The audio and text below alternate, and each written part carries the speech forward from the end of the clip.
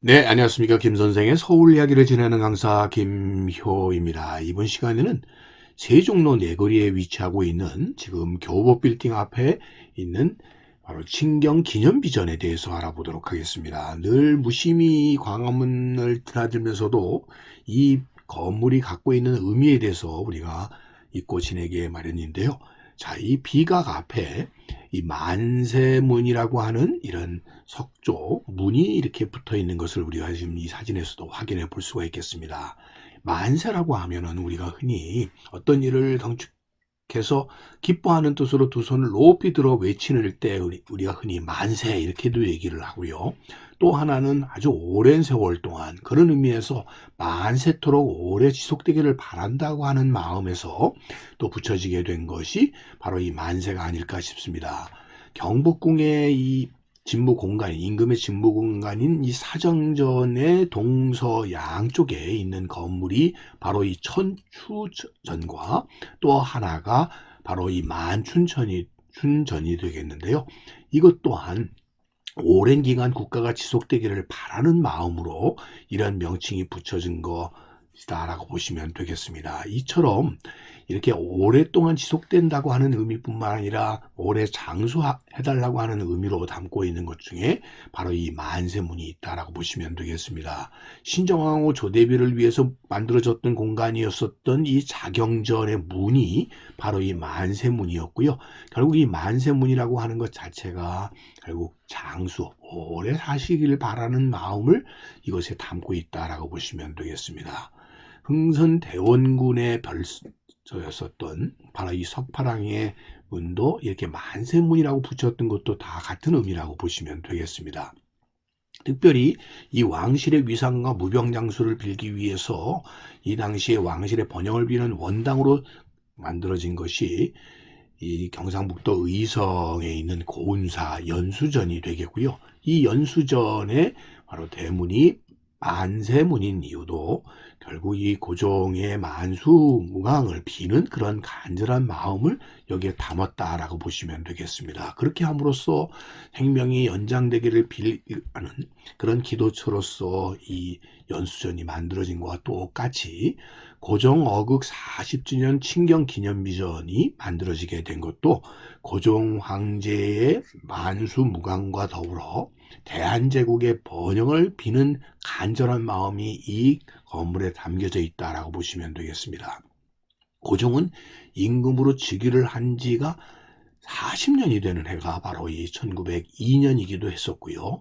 또 이 해가 이 연수로 따지면 나이로 따지면은 51세가 된 해로서 60을 바라보는 나이다라고 해서 1902년에 이 기로소 앞쪽에 바로 이를 기념하는 이런 기념 비전을 건설을 하게 되었었던 것이죠. 이 비각 건설에 있어서 황태자였었던 수은종이 쓴 기념 비전이라는 편액이 달려져 있고 또 한편으로 이 성문에는 영춘왕이 쓴 만세문이라는 글씨가 새겨져 있다는 것이죠. 뿐만 아니라 그 기념비전 앞에 이 벽돌 담에는 성수만세라고 하는 이러한 황제의 만수무강을 비는 그런 마음들이 여기에 담겨져 있다고 보시면 되겠습니다. 이런 기념비전이 지금 세종로 내거리에 세워지게 된 것은 바로 그곳에 기로소가 위치하고 있었기 때문이라고 볼 수가 있겠습니다. 기로소라고 하는 것은 국가 원로를 예우하기 위한 기구라고 볼 수가 있겠는데요. 여기서 기라고 하는 것은 70세 이상을 얘기하고 로라고 하면 80을 의미한다 보니까 70 이상의 연로한 고위 문신들을 결국 대우하기 위한 공간이라고 볼 수 있겠습니다. 그래서 영수각을 비롯한 이러한 건물들이 있어 왔고요. 특별히 역대 조선 국왕 중에서 기로소에 입수한 국왕은 그렇게 많지를 않아서 실제로 기로소에 입수한 국왕은 이 네 분에 불과했습니다. 태조, 숙종, 영조, 그리고 이 고종까지. 특히 이렇게 네 분밖에 되지 않았었던 이유는 환갑을 넘긴 임금 자체가 많지 않았다는 거죠. 27분의 조선 임금 중에 태조, 정종, 광해군, 숙종, 영조, 고종.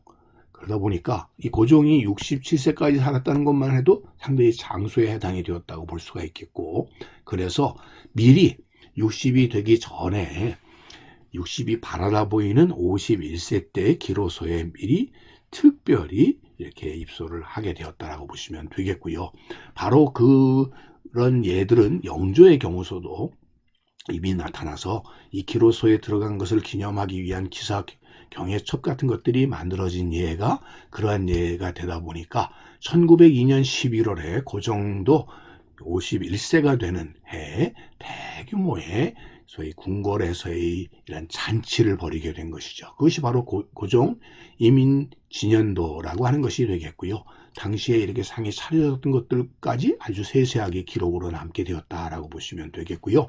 그 당시의 잔치의 모습들을 담았던 덕수궁에서의 어떤 의미에서 마지막 잔치의 모습이 그것이라고 볼 수가 있겠습니다. 뿐만 아니라 이 1902년을 대한제국의 이 황제국 인정의 해로 국제적인 이런 해로 삼기 위해서 경희궁에서 국제 관병식을 이렇게 계획을 하고 그러기 위해서 이렇게 구름다리를 만들기까지 했었던 것 또한 이를 통해서 국가적인 위세를 대외적으로 드러내기 위한 하나의 전략이었었다라고 보시면 되겠습니다. 이런 관병식이 계획되어 있었습니다만 전 세계적으로 그 해에 코로나가 대유행을 하면서 결국 이게 연기가 되었다.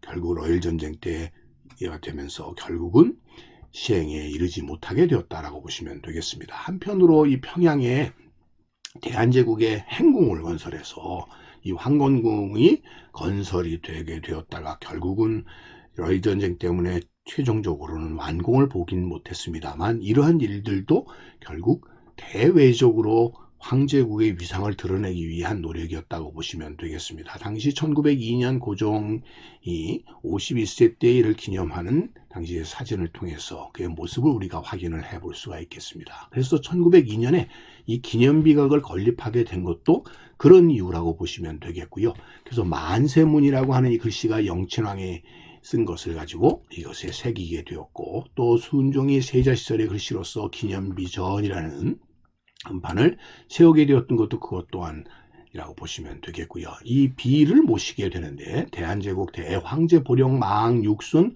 어극 40년 친경기념송이라고 하는 이렇게 비를 세우게 되었다라고 보시면 되겠고요. 외부의 담에는 성수만세라고 해서 고종 황제의 만수무강을 비는 이런 마음들이 모아진 것이 기념비전이었었다라고 보시면 되겠습니다. 그러나 1917년 이후에 이 기념비전의 만세문과 담장 등이 이쁘다고 해서 이거 일본인들에 의해서 일본에 반출이 돼버리게 되었었고 결국 이것이 반환이 되고 나서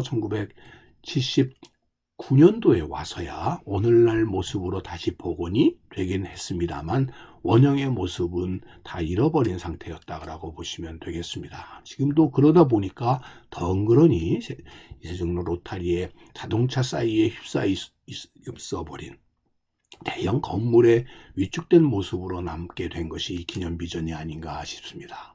당시 이 만세문과 기념비전을 세우게 되었을 때의 고종의 마음을 한 번쯤은 헤아려 볼 필요가 있지 않을까 싶어서 오늘은 이 시간에는 세종로 내거리에 위치하고 있는 이 기념비전을 통해서 소위 천추만세 하도록 대한제국이 번영을 바랬었던 그의 마음을 한번 되새겨보는 시간을 오늘도 꽃밭을 가꾸는 김 선생이 함께 했습니다.